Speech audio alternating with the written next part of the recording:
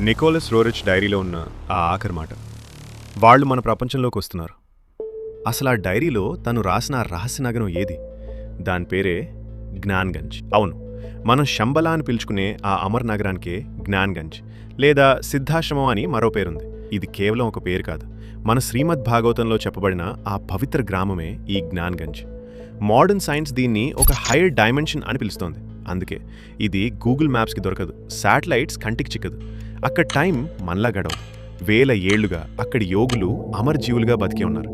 Roerich తన డైరీలో ఒక షాకింగ్ విషయాన్ని బయటపెట్టాడు. జ్ఞాన్గంజ్ వెళ్లే దారి ఒక మామూలు రోడ్ కాదు, అదొక ఎనర్జీ పోర్టల్. హిట్లర్ పంపిన నాజీ సైనికులు ఆ ద్వారం దగ్గరికి వెళ్ళినప్పుడు అక్కడ మనుషులు కేవలం తమ ఆలోచనలతోనే వస్తువులు కదిలించడం చూసి భయంతో వణికిపోయారు. నేటి క్వాంటమ్ ఫిజిక్స్కి కూడా అందని మిస్టరీ అది. మరి వాళ్ళు వస్తున్నారంటే అర్థం ఏంటి? కలియుగ అంతంలో కల్కి అవతారం ఉద్భవించే సమయానికి ఈ జ్ఞాన్గంజ్ తలుపులు తెరుచుకుంటాయి.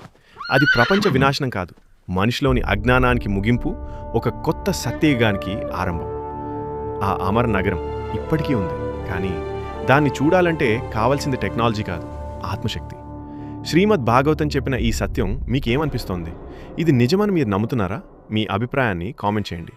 ఇలాంటి మరెన్నో అన్వేషణల కోసం @solver స్టూడియోని ఇప్పుడే ఫాలో అవ్వండి.